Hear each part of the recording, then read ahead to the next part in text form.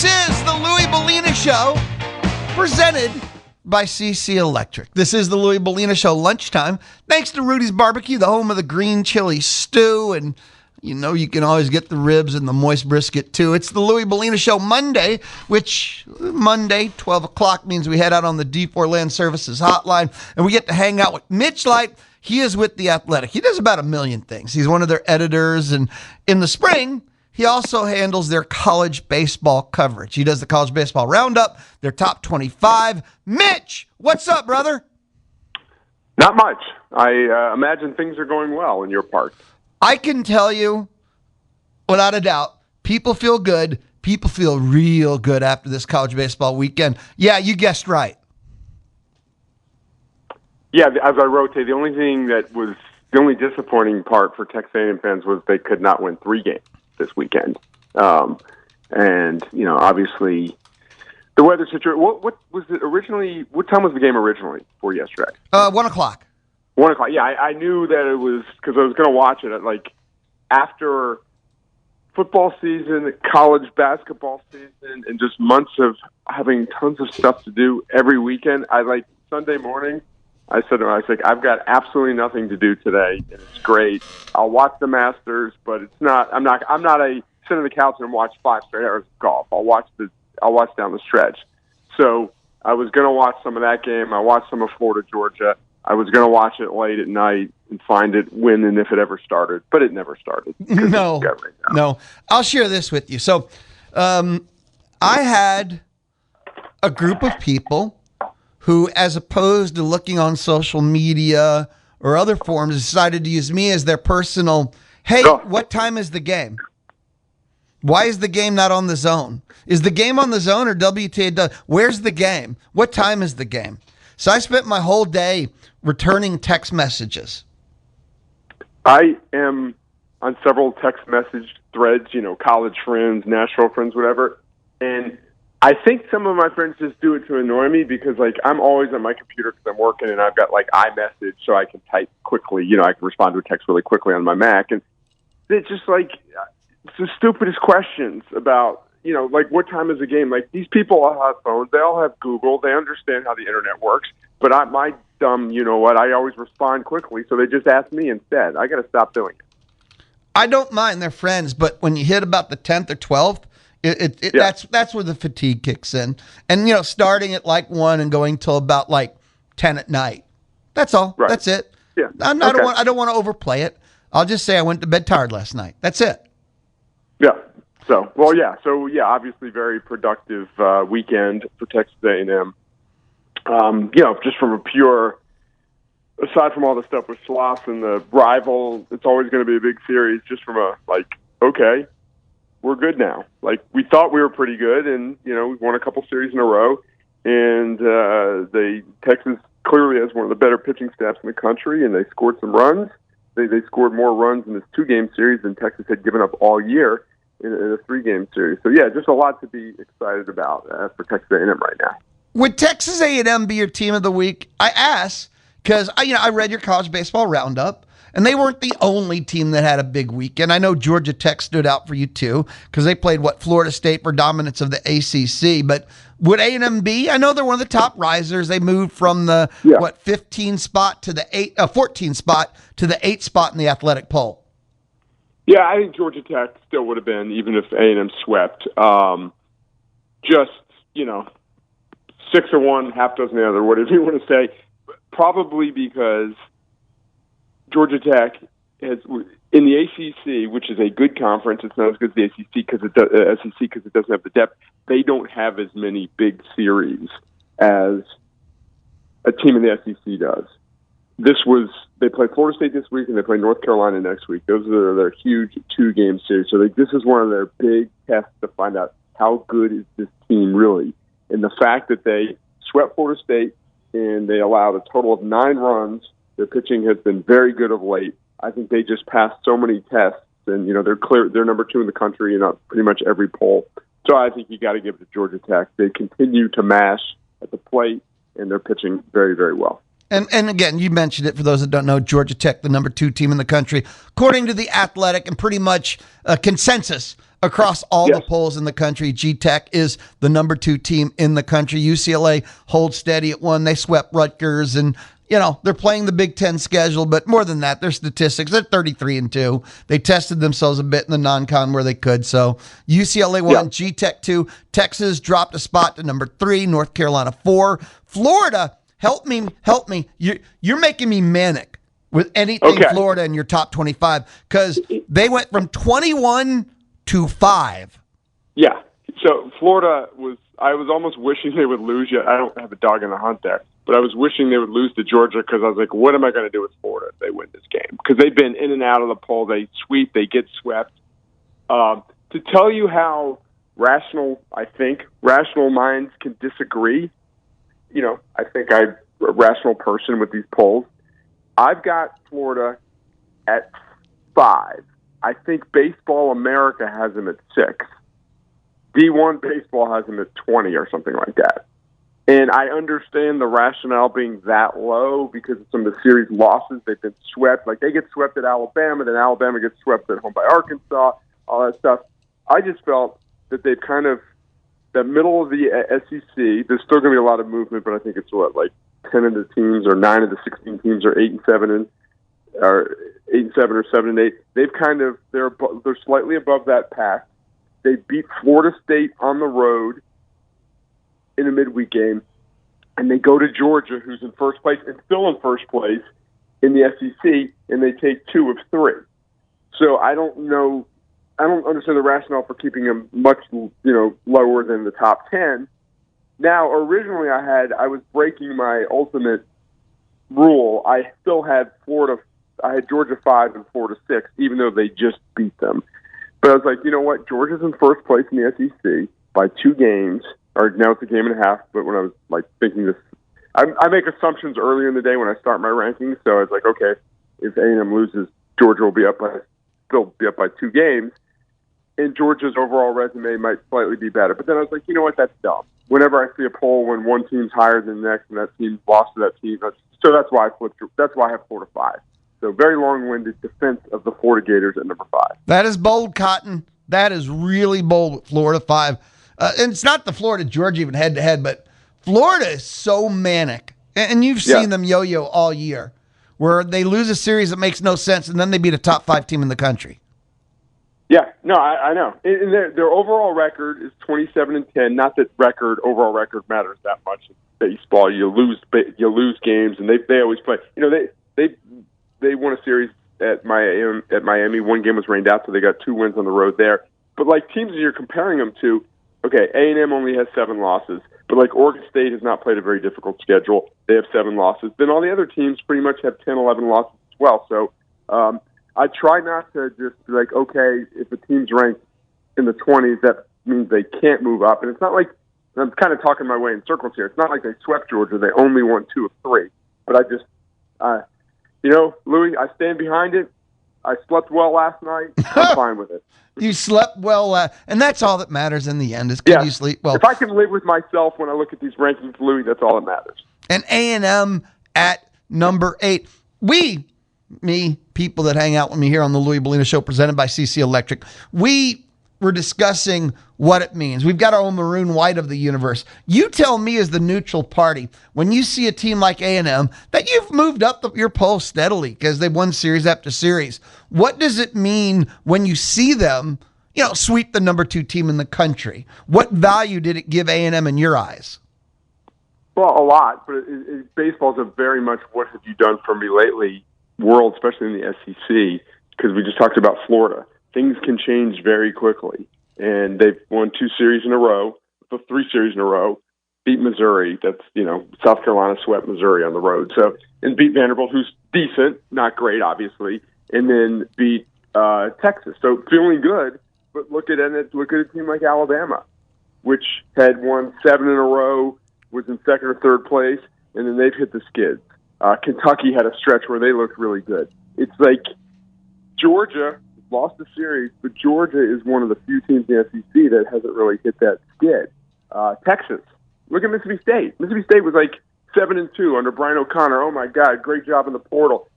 just snap their fingers, they're going to be awesome again. They've got swept 2 weekends in a row. Yeah. So that's just a way of saying, this is like coach speak, obviously, but it's just like you just got to take care of every weekend at a time. You start feeling good about yourself, and you get swept.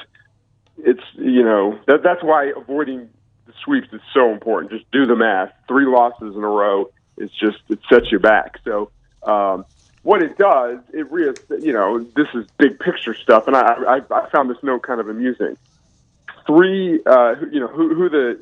Josh Nylander at Tennessee was going through what Michael Early went through last year. New coach who probably wouldn't have gotten the job except for unique circumstances. The way Schloss left, and then the timing of the Tony Vitello departure. So Nylander gets the job, and they're just bullpens imploding week after week. They're 4-8, and the heat's on him. They go to Mississippi State, they sweep. So that's 3 wins there. Michael Early gets 2 wins against his old boss. That's 2 wins. And the heat obviously wasn't on it at Georgia Tech and James Ramsey, but a first-year head coach replacing a legend, Danny Hall. He goes 3-0. So it was a good week for these coaches who took over big-time jobs, and I think it just shows you that A&M was wise not to overreact last year and make a coaching change just because they had one bad year. And you mentioned the Mississippi State sweep. For those that don't know, that was Tennessee. Tennessee did sweep Mississippi State over the weekend, and back-to-back weekends now they've been swept, correct? Yeah, that just tells you how much things change. Tennessee's 4-8, and their RPI wasn't great. Are they going to make the tournament? Mississippi State, okay, they got swept, but Georgia's really good. They're still 7-5. Whatever. They're still in good shape, and then they get swept. Now they're under 500. Tennessee's 7-8, 3 great RPI wins. But they're feeling so much better about themselves than they were at this point last week.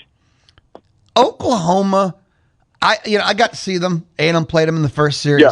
And it's interesting. I think they found, how would I say, their level. Because I didn't buy them as a top 10 team from watching them, but I see them at 16, and I think that's closer to right for them. Yeah, I saw them all 3 games this weekend. By the way, the Thursday game, I don't know if you saw any of it or noticed it. One of them, just one of those cliche about see something new in baseball all the time. So Vanderbilt's starting a relief pitcher, as you know, the pitching depth isn't great. So they're starting this is game 2 Friday night, so I'm sure you didn't see it. Starting a relief pitcher. He gives up 5 runs in the first inning, so it's 5-0. Oklahoma's throwing Cameron Johnson, their quote-unquote ace who has struggled at times but can look awesome. So you're like, okay, this one's over. Johnson walks or hits 7 of the first 8 batters. Wait, what? Like literally a walk or hit batter? Yeah, walk or hit batter. 7 of 5 walks, 7 hit batters. So Vanderbilt scored, whatever, do the math, 2 runs there. They take him out. He gets pulled in the first inning. He retired 1 guy. And then Vanderbilt scored 8 runs in the first inning on 2 hits. I had never seen anything like that. So Oklahoma had 2 grand slams in the game, and they win 13-11. But usually you're not going to see that offense, that type of offense from Oklahoma. What they are really good at is they run. That's kind of their style. They put pressure on you, and that's not a good recipe when you play a team that walks a lot of batters, like Vanderbilt walks a lot of batters. So, they won the game on Saturday, game 3. It was 5-5 in the 8th. 2 outs. I think Vanderbilt walks a guy, stolen base hit. They score a run. It's sort of like, West Coast baseball, whatever you want to say. They don't sit around and wait for the 3-run homer like a lot of SEC teams do nowadays. But, yeah, I would agree. They are a solid team. They've got good pitching when they don't walk 8 guys in the first inning. But, yeah, they're just – I think in the SEC, you got a couple teams right at the top. You got 2 teams at the bottom, and everyone else is pretty much the same. It's like how you play on each weekend. You have one of the more bizarre teams that have ever entered your top 25 poll in Oregon, because they went 2-2 and they lost 2 midweek games to Portland, and they entered your top 25. Yeah, it's like, how much do you pay attention to that? They've lost. I found that someone pointed that out, and I did a little more research. They've lost 4 straight games to Portland. Just no University of Portland. So they lose a midweek game. but they played Nebraska, and they took 2 of 3 from Nebraska. I didn't really want to pull Nebraska out of the poll. No shame in losing 2 out of 3 at Oregon. So I moved Oregon back in. Didn't feel great about that one because they lost that midweek game. But, yeah, you're right. They have and that's like when you're playing the Big Ten and there's 3 or 4 good teams and you lose a series to one of them and you might not play another one because there's 18 teams in the league, that really can hurt your strength of schedule. So it was for Nebraska, a team that's hoping to host and kind of assert itself as one of the best teams in the Big Ten. That was a tough series loss. Yeah, I almost want to say you can't lose that series, actually. Yeah, they don't play UCLA either. So, which is good. I mean, you can say that's good because they might lose, but hey, you want, for RPI purposes and all that stuff. Hey, they're 12-3 now. UCLA has a 3-game lead on Nebraska, a team that they don't even play. They've got a 5-game lead on USC, a team they've already swept. So basically, the Big Ten race is over. Mitch, let's grab a quick timeout, come back. I want to talk college baseball and more. Sounds good. Mitch Light of The Athletic. It's a Monday thing, college baseball roundup, The Athletic Top 25, and there's always more things to talk about. And he joins us on the D4 Land Services hotline. If you would like help getting your land cleared, your land excavated, your land fixed up, go to d4landservices.com. d4landservices.com. This is the Louie Belina Show on The Zone. Evan, Canty, and Michelle. Let's go. Weekday mornings, 5 to 8 on The Zone, 1150 AM and 93.7 FM. It is the Louie Belina Show. It is Monday, and I can tell you right now in about 15 minutes, 12:35, I've got to do a text message sweep. Just way too much entertainment today. Aggies beat A&M. A lot of people have been sharing some really funny stuff. We'll definitely do a text message sweep at 12:35. So 979-693-1150, 979-693-1150. You can light up the Texas Mobile and Loop Express inbox. You can always text me your questions. You can text my guests, like Mitch Light of The Athletic, when he doesn't hang up on me. You can text 979-693-1150. We go back to the D4 Land Services hotline when he feels like it. We get to hang out with Mitch Light of The Athletic. Mitch, college baseball roundup. There was a name on here I haven't seen you mention all year. St. Joseph? Yeah. Not exactly a hot name in college baseball. So, yeah, I knew they were off to a good start. 14-1 in the Atlantic 10. RPI of 37, which is pretty good. They've not made the NCAA tournament since 1974. Long time. I was 3 years old, and I think you were too. I think we're the same age. Wait a minute. Oh, no, I was older. I'm older than you. Oh, you are? Okay, good. I was born in 1969. I've never hid my age. Okay. That's all right. You were born in 71? Yeah, 71. 54. I'm older than you. Yeah, I thought we were the exact same age. Well, you are so much wiser than me, so much more lived. That's known. So, yeah, I mean, A10's a one bid league. VCU has been good in that league. Davidson has made some runs there. I don't, get St. Joseph's clearly. I would think they're going to have to win the conference tournament. The RPI right now is pretty good, but it will continue to decline as they play conference opponents. But yeah, it's like fun to find. I always look at the standings every weekend around the country. It's like, whoa, 14-1. That's pretty good. St. Joseph's, and look, if their RPI stays under 40, it's pretty standard that any sub 40 is like an automatic from the committee. Yeah, there's more factors this year. They're bringing in a few more power rankings. So I haven't looked yet to see where they fall in there. And my guess, they have not played a power conference team. My guess they don't have any quad one win, or I guess they call quad one wins too in baseball.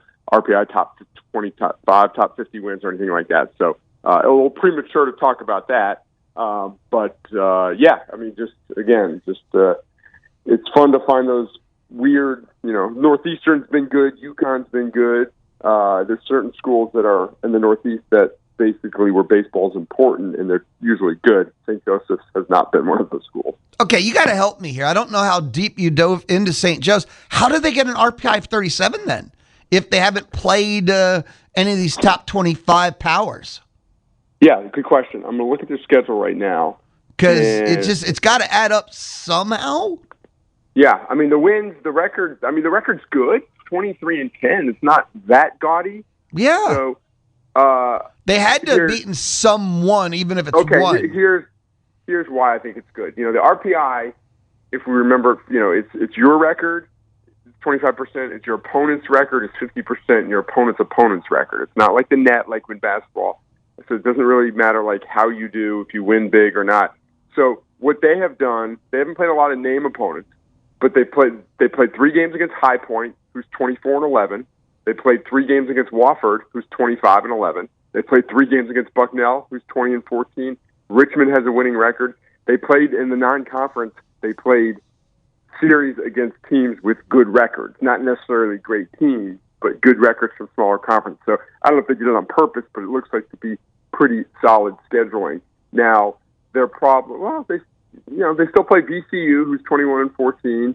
So their schedule's not awful down the stretch. So it could stay top 50. So, fair enough. You know, yeah. Another team you popped in there, and this is from the but Wright State, and then I'll let you share, but this is like one of those anomaly, ain't no gummies, but still just an anomaly in the Horizon League. Yeah. Well, first of all, it's strange that the Horizon League, they've only got 5 teams in the league. But they're 11-1. They're the only team with a winning record in the Horizon League. Northern Kentucky's second, 6-6. The fact that Wright State is winning is not a surprise at all. They are very, very good every year. I don't know how many years in a row they've made made a regional. You know, they were here in Nashville last year. They beat Vanderbilt in the regional. I don't know, like 3 or 4 years ago, one of those great Tennessee teams in a 1-4 game in Knoxville, they were winning by 3 in the bottom of the 9th, and Tennessee hit a 2-out grand slam to walk them off. So Wright State is good. They like I said, they're the best team in that league. They're usually in the NCAA tournament, but it is weird to have, at this point of the season, just to have one team with a winning record. Yeah, that's the part that's like, and I get it. When there's only 5 teams and you have one team that's pretty much undefeated, that puts a lot of imbalanced losses across the board for the rest of them. Yeah. I'm sure you read this, but I want to share my favorite stat of the day. Yeah. Mason Edwards, the pitcher from USC, who's been great this year. Now, I pointed out he got touched up against UCLA. He's played 1 game against a ranked opponent. But when he's not playing, when he has not pitched against UCLA, so when he's not pitched against the number 1 team in the country, he's allowed 14 hits in 48 2/3 innings. Think about that. 14 hits in 48-plus innings. That is absurd. That is, that's video game stats. Yeah. It's like Paul Skeens would dream of something like that, you know. Again, the schedule, it's USC. They're playing good teams in Southern California. They're playing Big Ten schedule. It's not like he's, in the, the Horizon League, for example, but he's clearly, and he's a guy that was not a top recruit. He's just not a good freshman year. He was pretty good last year. He's just gotten better and better and pitching himself into be a pretty good draft pick. So, Mitch, switching, did you see the SEC Media Days release last week? Sort of. I saw that it was out. I don't really pay that much attention to it. But what? It's in Tampa. I know that. Why Tampa, though? They change it up every few years, I think, to appease the schools and like it was in Dallas. Yeah, but who's Tampa? What's the SEC? Florida.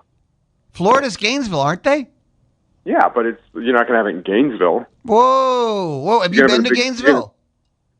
Yeah, many times.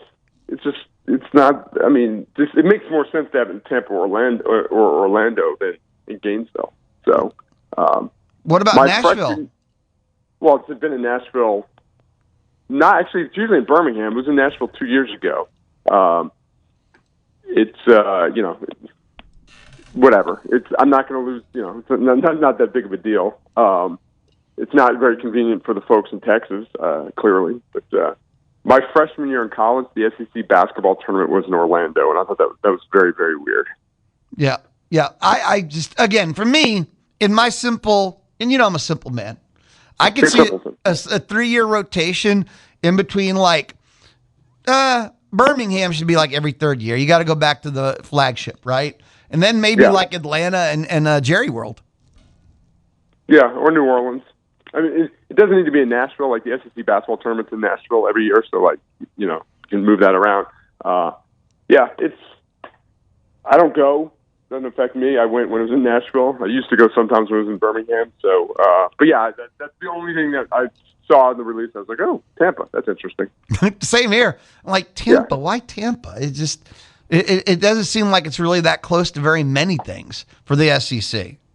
It's not. It's close. It's relatively close to one school. That's it. No, okay. All right. It's just a Lou observation. I'm like, man, that's not close to anything. I guess, like you said, Florida, and that's about it.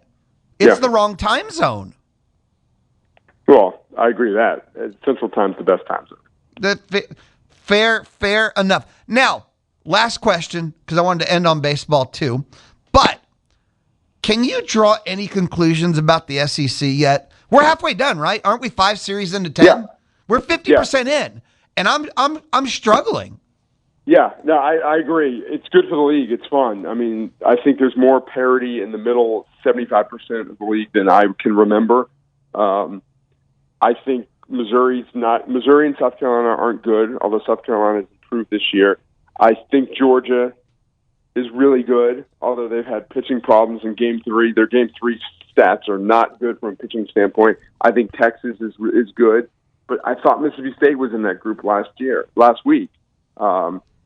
So I think the middle 12 teams or whatever, it's there for the taking. And it's just like, how do you play? Injuries, how you pitch on a certain Sunday, and sometimes there's a little luck involved, but I think it's great. And I'm not going to sit here and say the SEC tournament would be wild, but it's like the first round single elimination, and everyone has their different motivations for winning or trying to do well, or you're trying to rest your pitching and all that stuff. So I think it's been a really enjoyable year. I think, 3 weeks ago, the week there was 7 sweeps. There seems like there's more sweeps this year among good teams. There's more teams like Florida and Alabama and Arkansas. We didn't talk about Arkansas. Arkansas was left for dead. They sweep Alabama. There's more teams that seem to be roller coaster, changing their kind of their whole outlook of the season week to week than in most years.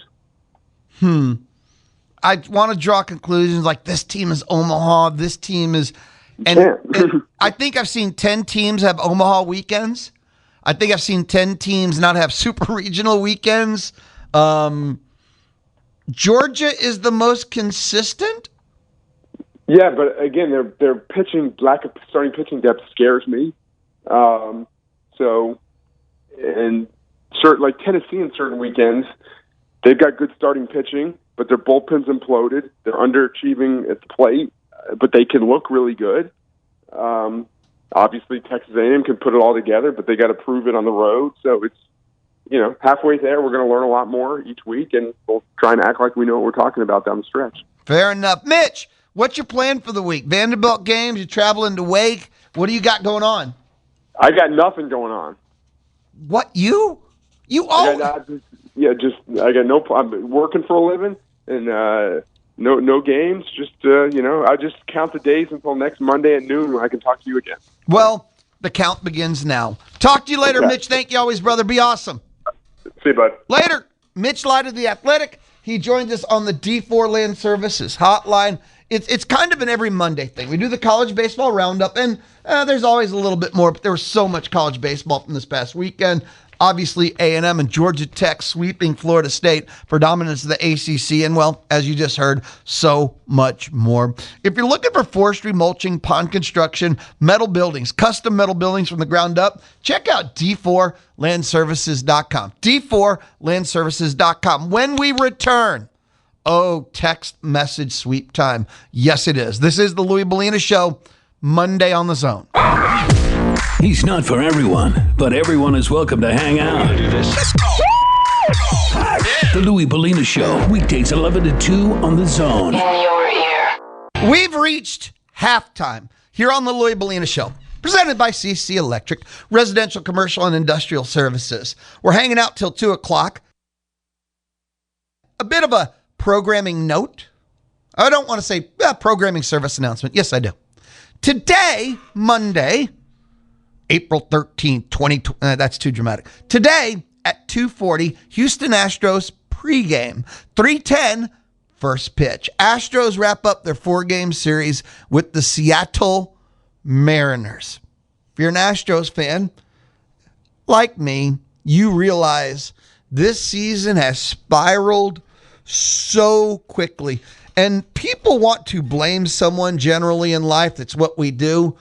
I don't think there's anyone to blame.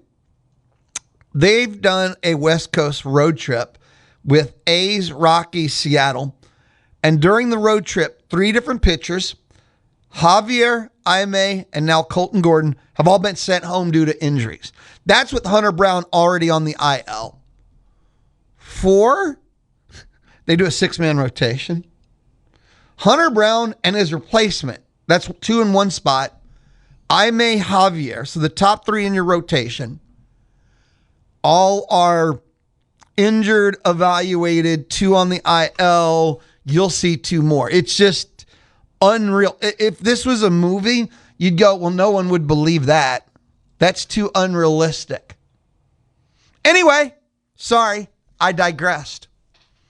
We have Astros Day Baseball, the travel game, a weird 4-game series with Seattle, Friday through Monday. So 2:40 pregame, 3:10 first pitch. We have Astros Baseball, 2:40 it begins. And Astros Baseball on the Zone, 11:50 a.m. and 93.7 FM. Astros Baseball, select games end up on Willie 1550. Astros Baseball brought to you by Kelly Burt Dozer. So a programming note, programming service announcement. I've been threatening. Oh, have I? So it's time. Text message sweep. People have had a lot to say about Aggie baseball. Oh, Coach Schloss. What it means to them. Sharing is caring.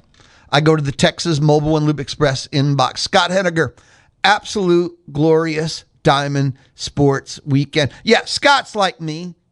Aggie softball means so much to us that, when you throw that into the mix, like, I don't know if you needed anything else, but you throw that in too, and very special weekend. Getting over on Texas, revenge on Schloss, beating the hell out of Texas at any time, but it's like all in one. It feels good. And then Aggie softball sweep on top. Yes. Derek texted and said, I think this is a good start. We knew this was going to be the meat of our schedule. We needed this for several reasons. Now onto the box, a hard place to play. The Tiger fans and players. I'm glad we have early. I want coaches who want to be here, not use us to get another job. We've got Robert the Longhorn fan, okay? And he said, too funny not to share. And when you text me, you can attach photos and videos. I've seen this on Twitter X. And he attached the photo. And it's not a real one, it's a Photoshop. But, okay, in the background is the Snook, Texas Cemetery. You have the sign. And it's Coach Schloss addressing his Longhorn baseball team after they lost Saturday. And here's what Coach Schloss doesn't say. This is a meme thing. Guys, I guess it's after Sunday. So, guys, after getting rained on and waxed for 2 games, I had to come by here and go down memory lane to have some resemblance of positive experience this weekend. And it's Coach Schloss addressing his team at the Snook, Texas Cemetery. I had to come by here and go down memory lane to have some resemblance of a positive experience this weekend. And Robert, the Longhorn fan, sent me that. It's funny. It is truly funny. So thank you, Robert. I saw that too, and that gets 2 chuckles up. I got another one. Dale and Tabor.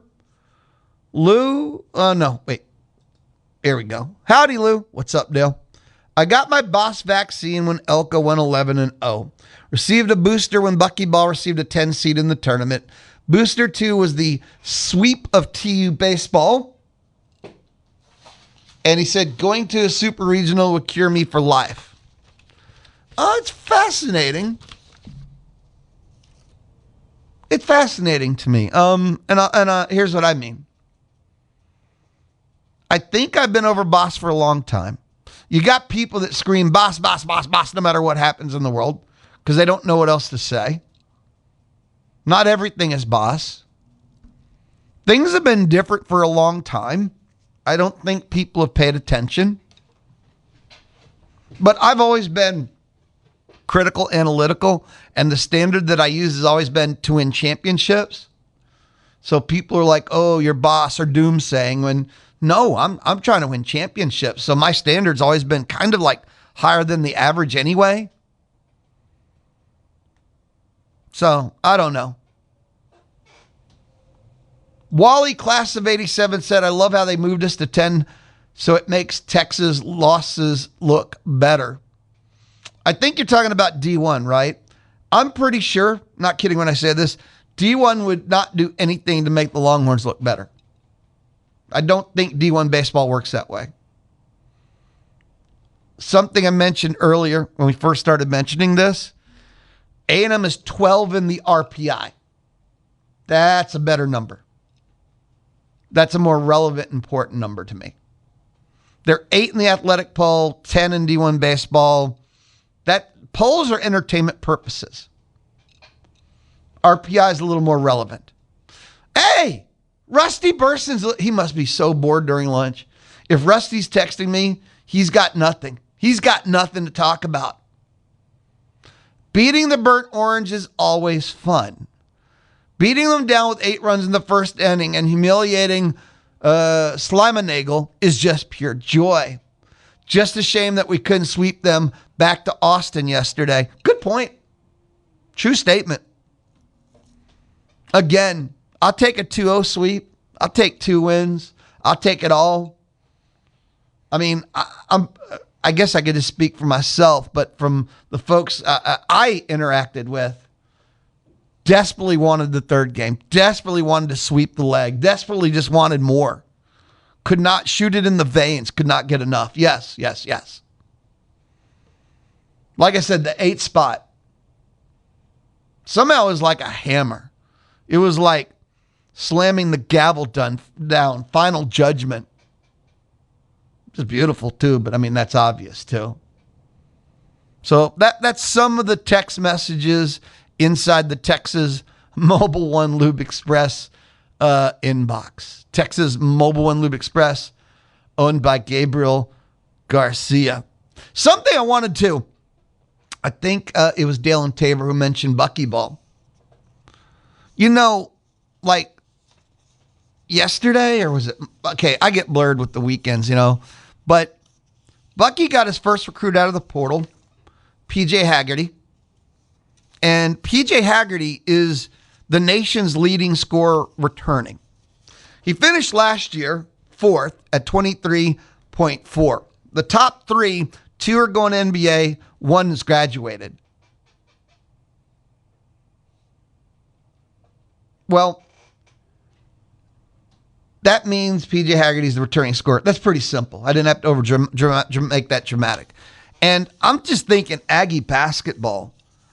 How many recruits, whether high school or otherwise, right? Right? You know what I mean? It's just kind of weirdish in my universe, right?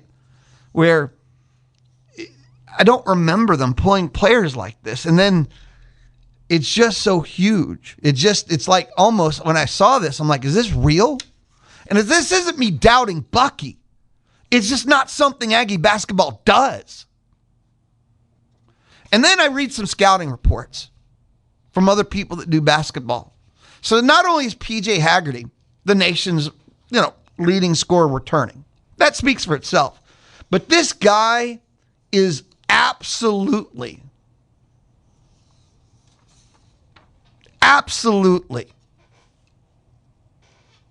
perfect for Bucky's system. He's everything. He's a guard, 23.4, 23 points a game, tax the rim, tempo of play. Everything about him is exactly what buckyball is, needs, wants, and goes on. It just blows my mind. So they didn't just get, and he's top 4 period in the portal ranking. That doesn't happen a lot with Aggie basketball. And so Elko goes 11. What Bucky did in year 1, borderline walking on water, turning Gatorade into wine. Yeah, there's a lot of good things going on if people are taking a look around. At the actual Aggie baseball game, the number 4 player in the state of Texas was there. Aggie basketball was hosting them. Bucky shows up and the crowd just starts chanting, Bucky, Bucky, Bucky, Bucky. We live in different times. We live in different times. Right? So, anyway, that's the whole thing about Boss. I guess some people are too damaged to have any pleasure or enjoyment at all. Maybe. But if you're paying attention, there's a lot of great going on. There has been for a while. I'll take a time out. We'll come back. We'll wrap up the lunch hour of the Louie Belina Show, presented by CC Electric. Not lunchtime, thanks to Rudy's Barbecue. The Louie Belina Show is presented by CC Electric. Visit zone1150.com and get the contact info for the Zone. Podcast of your favorite shows, listen live, and college football, plus A&M athletic headlines. Still to come on the Louie Belina Show, Tuesday edition. The Louie Belina Show from inside the Charles Schwab studio. Quite comfortable in here. Very safe in here. Man, what a weird weather weekend. I don't want to say I'm stunned they got 2 games in. I remember when we were going over the weather on Thursday, the whole thing was, we didn't think any games were going to get canceled. That was incorrect. We knew that sometimes we're going to be bumped around. Oh, that was true. The Louie Belina Show from inside the Charles Schwab studio. Low cost, full service, local. How can Charles Schwab be local? Mark Sim, right here in College Station. You can find him online at schwab.com/College Station. Charles Schwab and Company Incorporated, member SIPC. I got a text message here from Zach who said, Lou, what's your opinion of Aggie fans that say you can't enjoy the win because you were critical of them beforehand? Total garbage. The haters are the ones that can't enjoy the win. Being critical? Being analytical? What? And then they win? And you can, no. I disagree. There are those that are obnoxiously, and it's not critical, just hate. Spent the whole off season. And then even as the Aggies are winning early in the season. And sure, we're winning, but I don't care, but no, there's being critical. No, you can tell when something's not good enough. How's that being negative even? You know, it speaks for itself. I disagree with that. It's the ones that I almost want to say defiantly, militantly, just head in the sandly, want to be negative. It's not even critical, just negative. That are annoying.